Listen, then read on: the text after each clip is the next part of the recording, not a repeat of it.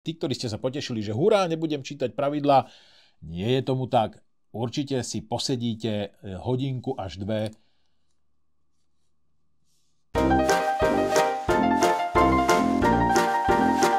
Čaute priatelia, ahojte, zdravím vás Strašil, vítam vás pri sledovaní ďalšieho dielu z úžasnej série Offline Games, kde si predstavujeme alebo hráme stolné hry. Dnes by som vám rád predstavil jednu nádhernú hru, snovú hru z vydavateľstva Albi a je to konkrétne táto obrovská krabica. Je to hra Aetherfields. Takto vyzerá krabica.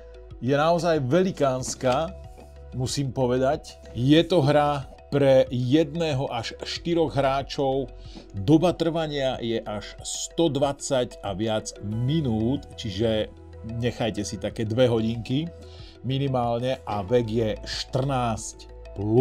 Hra Aetherfields je příběhovou kooperatívní hrou pro 1 až 4 hráče. Objevte spoločne řadu unikátních snů v partiích plných napínavého průzkumu a taktických střetnutí.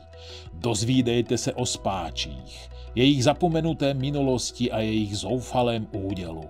Odhalte surreálnou a spletitou snovou krajinu. Nenechte se zaskočit, když se tak, jako to sny často dělají, promění v něco znepokojivého. Připravte se čelit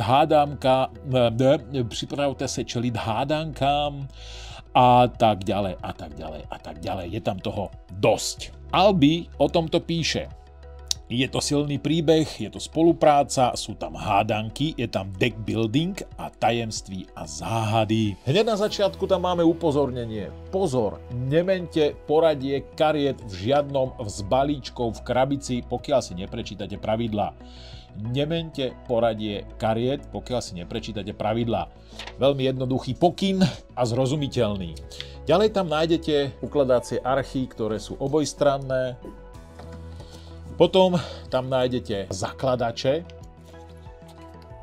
na malé aj na veľké karty. Pravidlá hry, ktoré sú veľké a dosť podrobne pozrite, koľko komponentov tam je. Pozrite sa na to. Čo všetko v tej hre nájdete. Je tam toho veľa. Nie je to party hra proste. Nie je to hra, ktorú si pravidla prečítate za 15 minút, pochopíte a idete hrať. Ale, čo je veľmi dôležité, táto hra vám ponúka misiu, ktorá je úvodná a tá hra vás postupne uvedie do toho príbehu. Tutoriál vám presne povie, ako si máte pripraviť balíčky kariet, ako si máte pripraviť samostatnú hru, čo si máte vybrať a postupovať budete presne podľa tutoriálu v základnej výukovej misii, čo je super, čiže môžete rovno hrať. Iste som už povedal, že je to hra pre 1 až 4 hráčov, to znamená, že je to aj solo hra. Ja som to hral za jednu postavu a bolo to super. Samozrejme, bola to výuková misia, takže tam som ani nerátal, že tam budú nejaké veľké súboje, ale musím povedať, že naozaj to je super. Fakt je to super. Ďalej tam máme krásnu veľkú knižku hrubú, ktorá sa volá Kniha tajomstiev alebo Kniha tajemství a sú tam očíslované rôzne príbehy alebo očíslované rôzne udalosti, ktoré vás budú sprevádzať a budú sa vám diať počas hrania tejto hry, čo je veľmi dobré, pretože vy budete mať nejaké rozhodnutia, ktoré budete robiť a na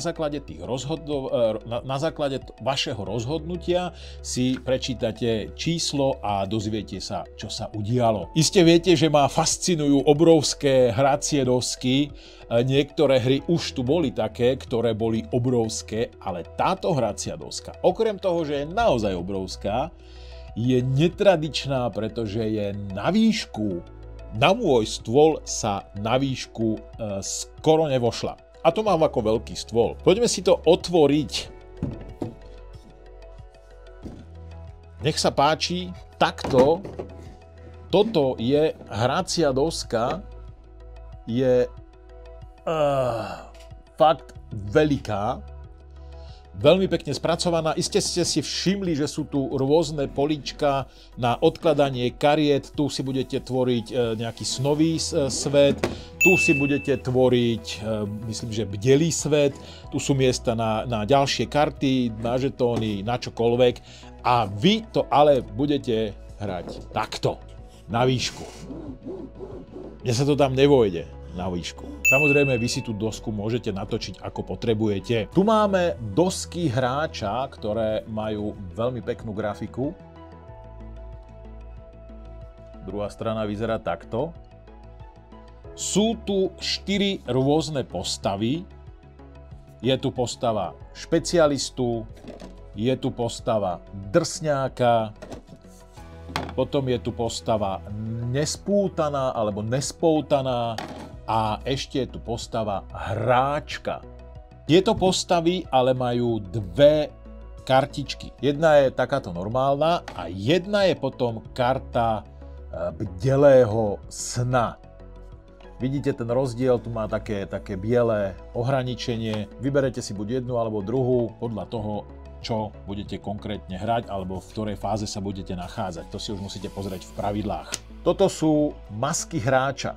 Tie masky hráča, jednak predná strana vyzerá perfektne, tie zadné strany majú nejaký popis a ešte je tam niečo, nejaké ďalšie vlastnosti.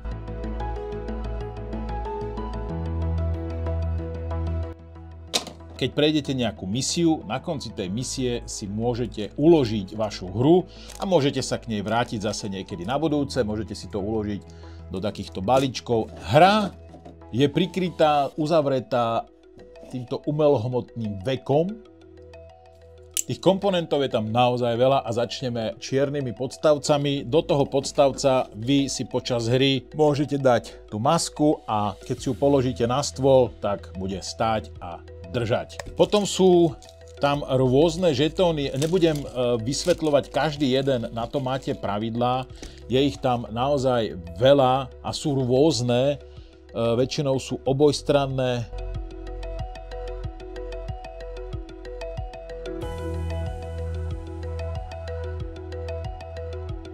Nájdete tam aj hracie kocky, tieto dve, s krásnou grafikou. Ako som vravel, je tam naozaj veľa rôznych žetónov.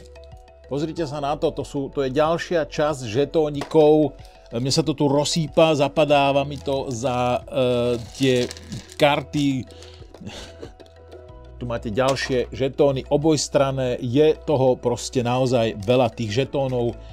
Tam je neskutočné množstvo. Sú tam aj prázdne žetóny, tie môžete asi použiť buď na niečo vlastné alebo nejaké náhradné.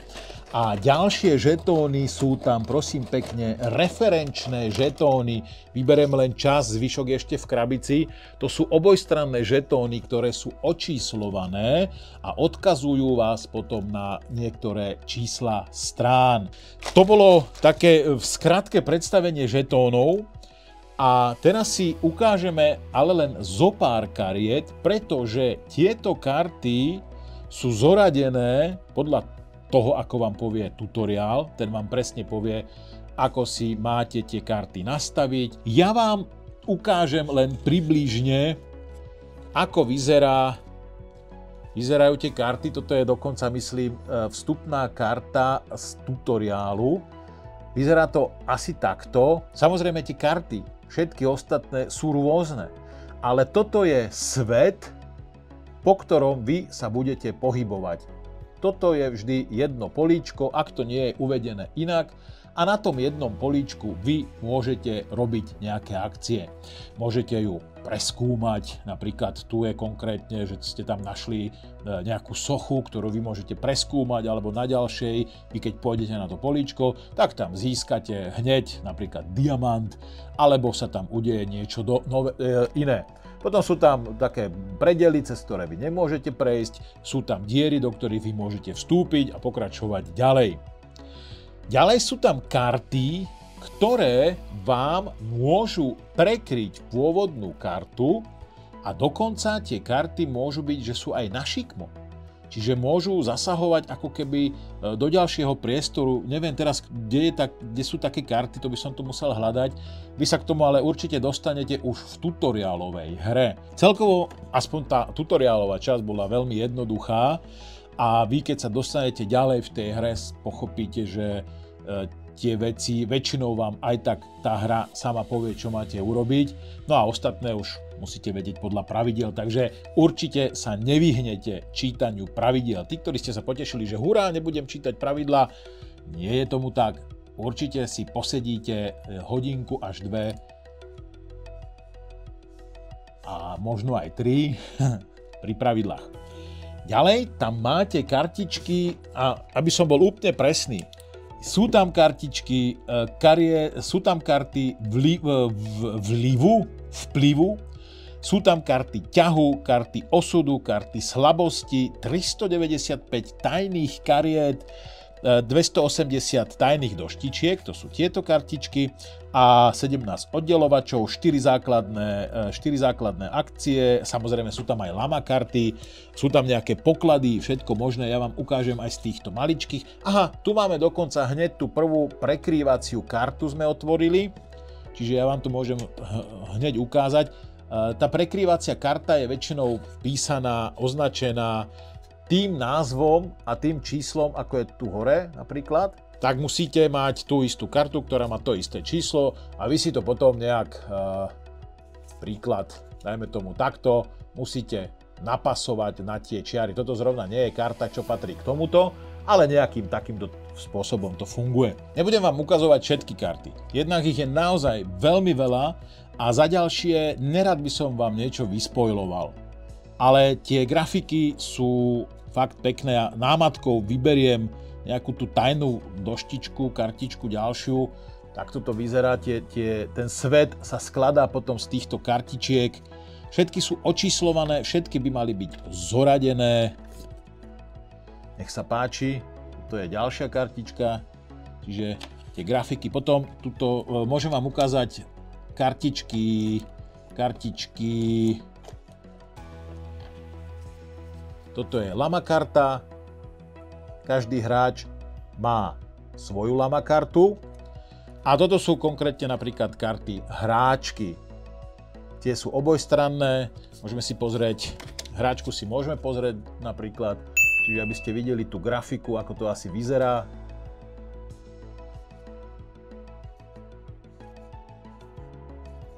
Veľmi pekná, snová. Ďalej sú tam napríklad kartičky ťahu, ktoré vyzerajú nejak takto a tá vnútorná strana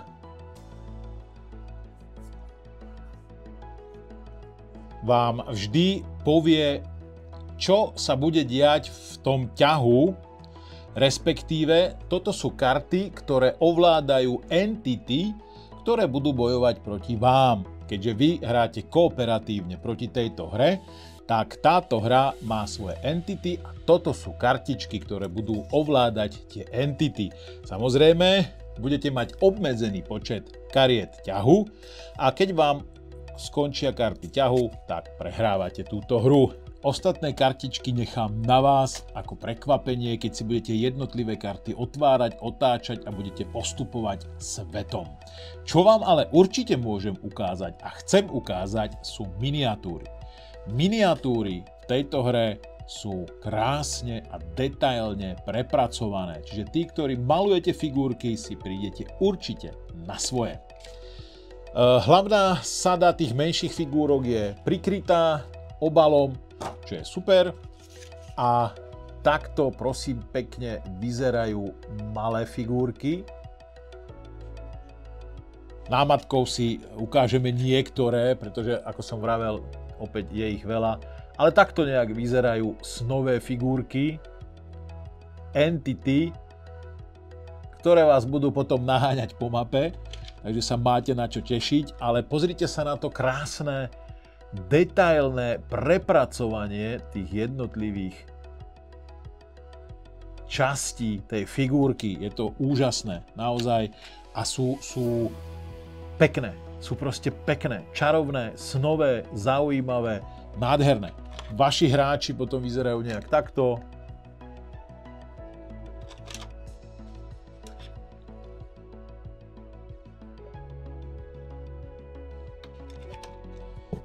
Ešte je tu napríklad, pingvin. Toto sú figurky hráčov, ktoré sú väčšie a sú opäť neskutočne nádherne prepracované. A to sú figurky hráčov v bdelom sne. Vy máte figurky spáčov normálne, tie sú menšie. A potom sú figurky hráčov v bdelom sne a tie sú ešte prepracovanejšie a mierne uletenejšie, keďže je to sen. Vy sa budete pohybovať v sne. A preto všetky tieto veci, všetky tieto komponenty, ktoré sú tu, sú snové.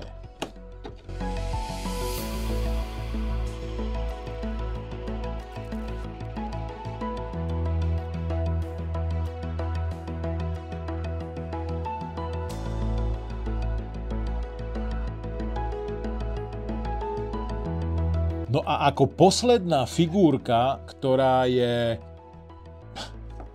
nádherná, okrem toho, že je veľká ako moja dlaň, na porovnanie, toto sú tie väčšie figurky a toto sú tie napríklad klasické figurky. Vidíte ten rozdiel? Som potreboval ešte jednu ruku, aby to bolo kompletné. Je to postava Balšazár,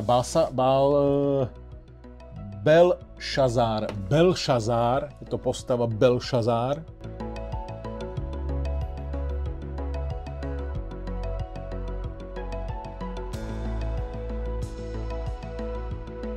Opäť neskutočné detaily. Pozrite sa na to, to je proste nádhera.